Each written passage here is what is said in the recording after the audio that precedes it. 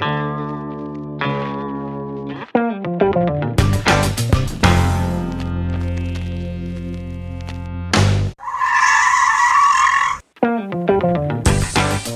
right, hey everybody, welcome to episode 10 of the Stop and Give Me 20 podcast, 20 minutes with some of the world's top fitness pros. I'm your host, Anthony Renna, and you can check out the show notes at stop20podcast.com. That's stop20podcast.com. Before you do that, go to iTunes and subscribe to the show, or on Stitcher or whatever podcast app you have, and try to leave us a rating and a review. It'll really help us out. For today, I have on an old friend, Geralyn Coopersmith, and Geralyn is currently the global director of fitness for Nike Incorporated, not to be confused with Nike. Prior to coming to Nike, she was the senior director of the Equinox Fitness Training Institute.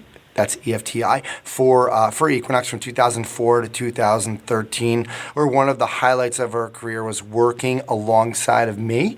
I like to say that she was my boss, but she was not the boss of me. Coop, thanks for coming on today. Good to be here. I was the boss of you so much. There you go. I learned nothing from you. Coop, let's get into it. What's your story?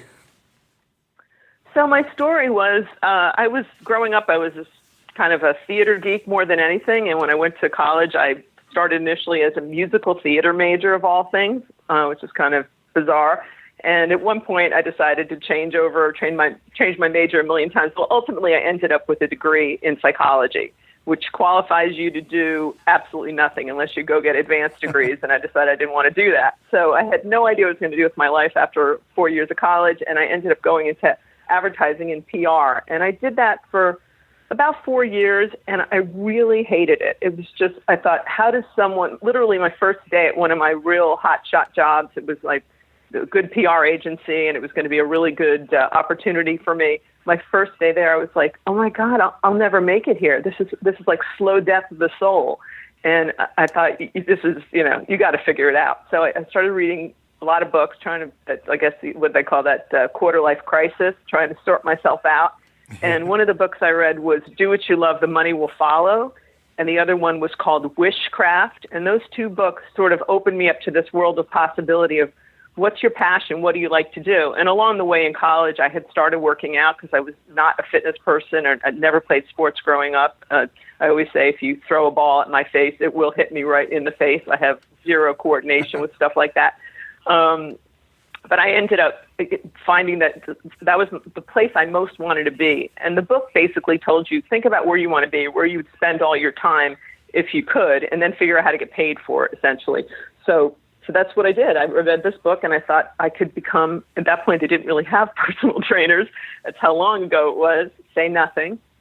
But it was that long ago that we were group fitness people were called aerobics instructors. So I thought I could be an aerobics instructor. So that's what I started doing. I went to a program called Marymount Manhattan College and got it wasn't a national certification, but I still think it was an amazing education. It was over a year of courses and ex-phys and kinesiology and stuff I didn't even know existed. So I did that for a year, and then I started teaching group fitness classes, and eventually personal training became a thing, and kind of the rest is history. Wow. I mean, the kind of, your parents must have been so happy, like my parents were when I went into the bar business with my marketing degree. And then I moved out to Yellowstone. Jewish parents love that when you tell them that you're going to become a group fitness instructor. Yeah. Well, if you're Italian, they just stop talking to you. Well, not your mother, your father.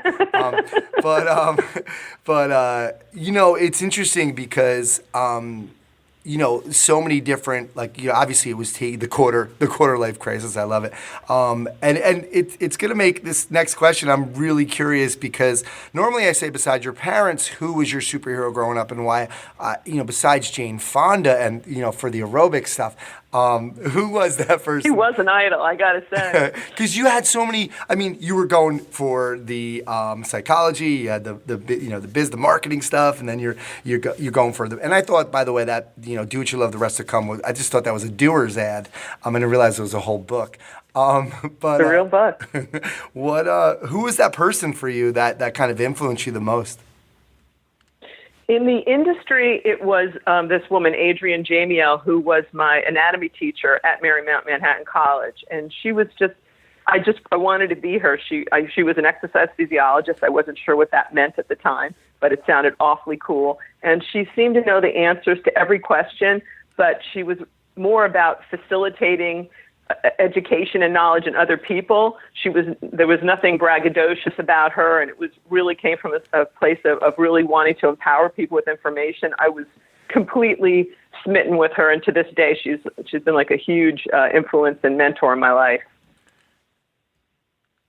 I love that. And now looking back, I remember when we were kind of at Equinox and you had started, I don't remember, was it Equinox University, which was not EFTI, but Equinox University, and you always talked about the Marymount program, so that was kind of a huge influence, and who would have thunk, right, when you were taking it, that you'd be involved in leading so much education? Yeah, we started something. It was originally called Equinox University. Legally, it had to be called Equinox Academy, and it's still there today in New York and Los Angeles. And it really felt like a full circle return to my roots, and it was very much inspired by all the things I thought I got out of that program and how it empowered me to be a fitness professional.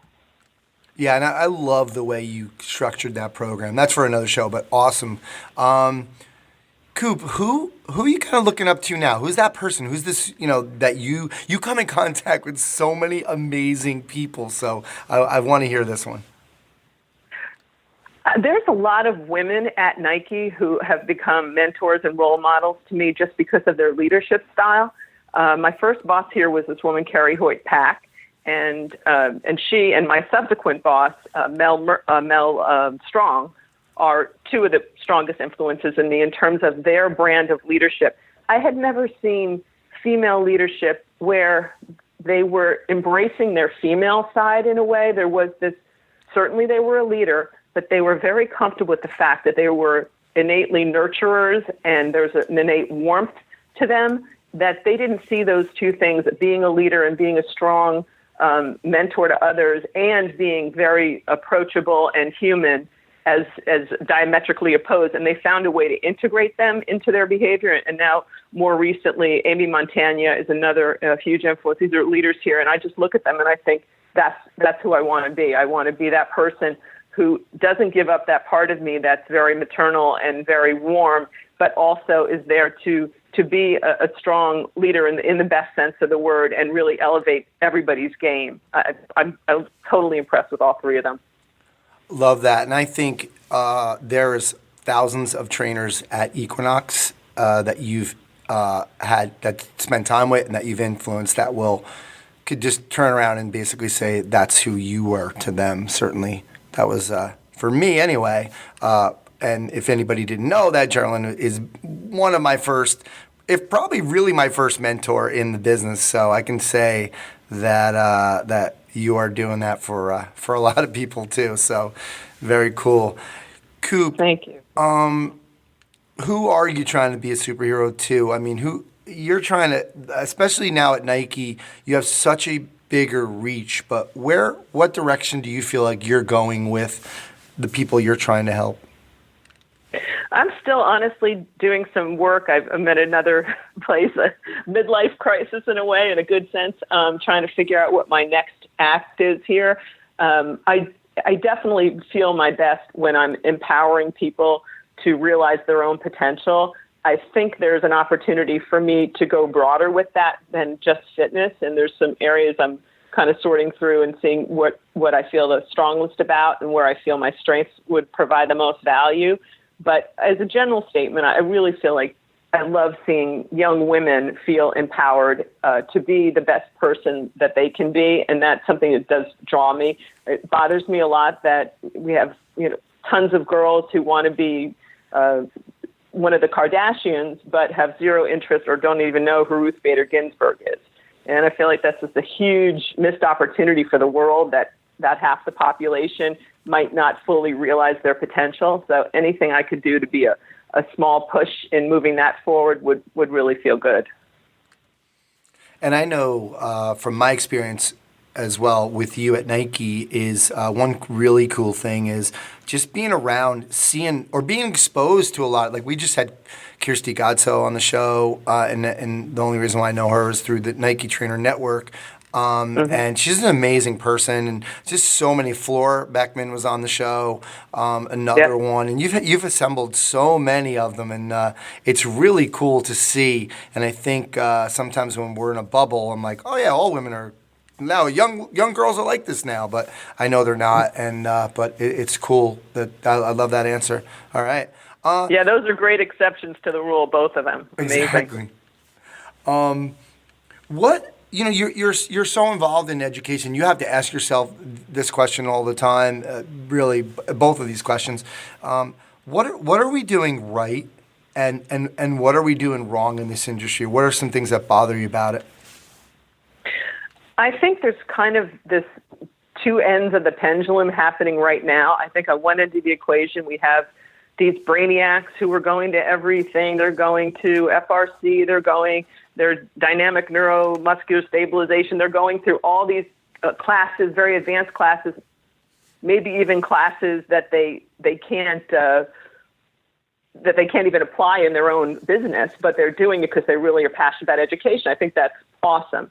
And then, but on the other side, we have people who are doing a weekend certification and come out of it and think they have all the answers. I would love to see something in the middle where people were really just getting a consistent, strong foundation before they went out into the field and started touching people's bodies, because I think that can really not only injure a lot of people, but turn a lot of people off of a fitness and a healthy lifestyle program just because they have a bad first experience with someone who doesn't know what they're doing. Absolutely. Oh, what's interesting too, you've been in the business for a while, and kind of pre-internet influence as well. And you and I both know that I think we saw even what was supposed to be a lot of great trainers where we were. We saw some really bad training.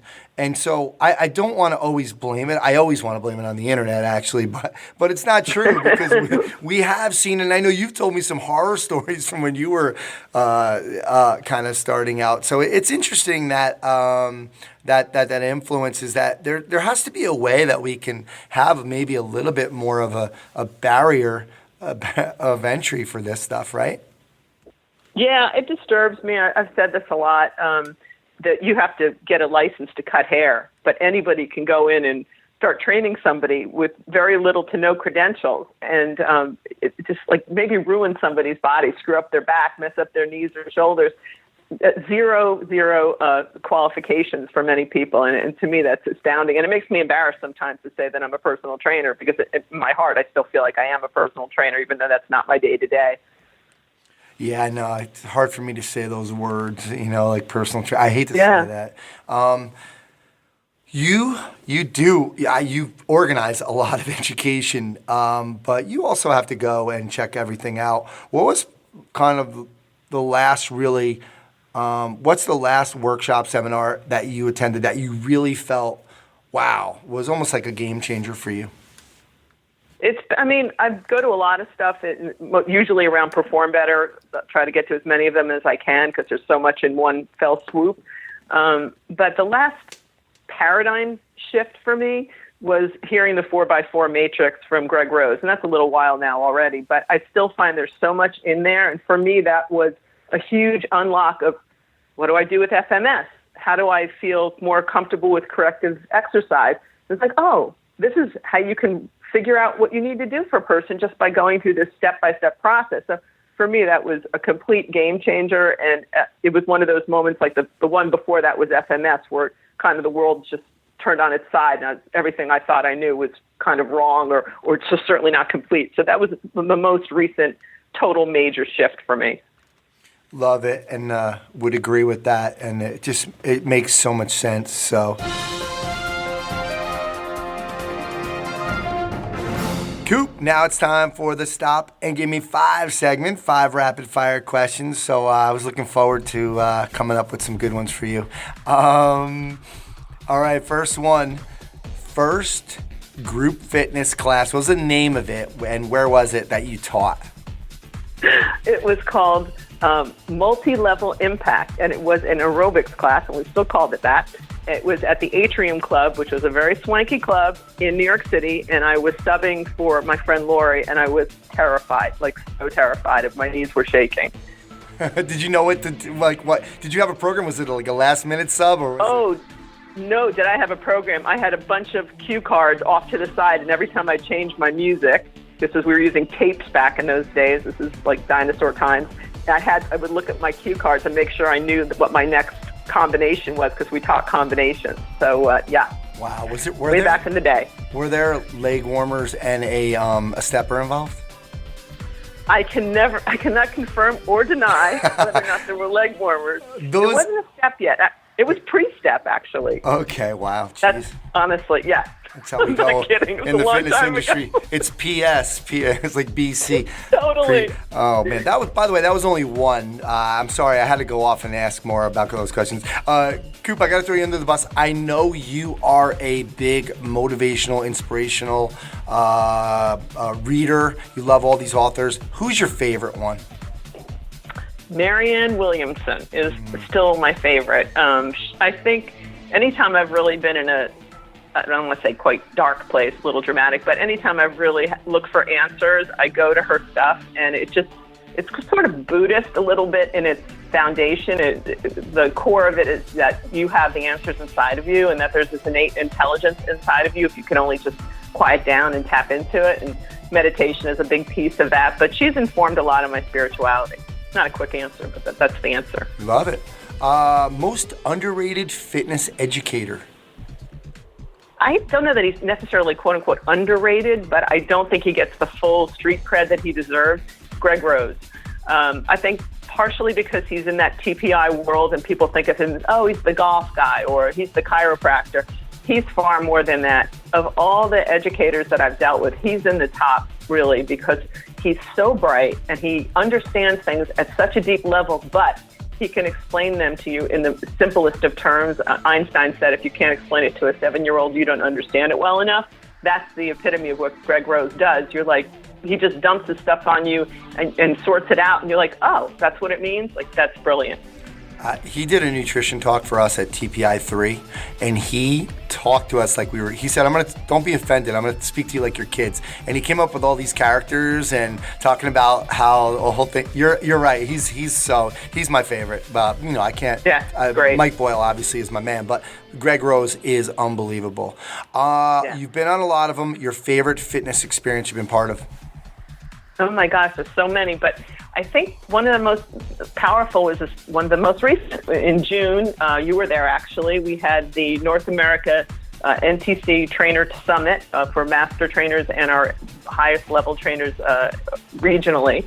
And we did this 3 days, I think, of the brainiacs, the veterans, people that have been in the industry for 10 years or so, and people who have been in the industry maybe 5 years on average, certainly not with necessarily education of some of the veterans, but with all this energy and passion. And I was very nervous to see how they would come together. And it was this unbelievable, to me, synergy of people learning from each other and so much mutual respect. It made me hopeful for the industry that the brainiacs can bring up some of the younger professionals. The younger professionals can infuse some passion and energy into what some of us older folks are doing. Great job. I think you did a great job with that. Oh, okay. West Coast or East Coast? Well, you can take the girl out of New York, but you can't really take the New York out of the girl. I do love my West Coast life, but I am, in my heart and soul, always an East Coast girl. Could have called that one. Let's give me the project that you're working on right now that you're getting really excited about. So, as you know, we launched the NTC app in June, and we're really proud of it. I think it's extraordinary and just a great and it's initial start of what we're doing. But we're going to be building something now to come out in January 2018 or thereabouts. That'll be a variation of this, an upgrade in a huge, huge way. And I am really excited about that. I think it's going to be game-changing for the industry. Nice. All right, let's do it. Letter to your younger self. What advice do you kind of give little Geralyn, little Coop? Oh, wow. I think the big one would be not to worry so much. I was a huge worrywart, and I worried about so many things that never came to pass, and I can't even remember what they were now, and just kind of messed up days on end, just getting upset about things that didn't matter. Also, not caring what people think so much. I think that would be a big thing. I would tell myself that it'd be nice if people liked you or agreed with you, but it's really not necessary, and you don't need to convince anyone of that.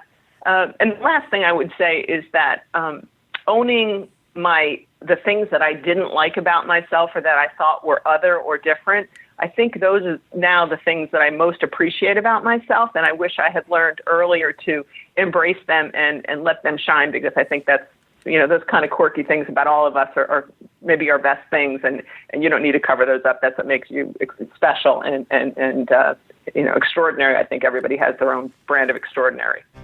Absolutely, and you know that I do think you're extraordinary, and I'm so happy that I was able to get you to do this, and because you've done so much for this industry, and I think I said that in 2004. I said you're going to change this industry, and you really have. So thank you so much for coming on today. Thank you, Ann. All right, well, that's going to do it for episode 10 of the Stop and Give Me 20 podcast. Thanks again to Geralyn Coopersmith. Make sure that you check out the links to all of her stuff at stop20podcast.com. Don't forget to subscribe to the show. Leave us a review and a rating. It'll really help us out. My name's Anthony Renna. Thanks so much for stopping by.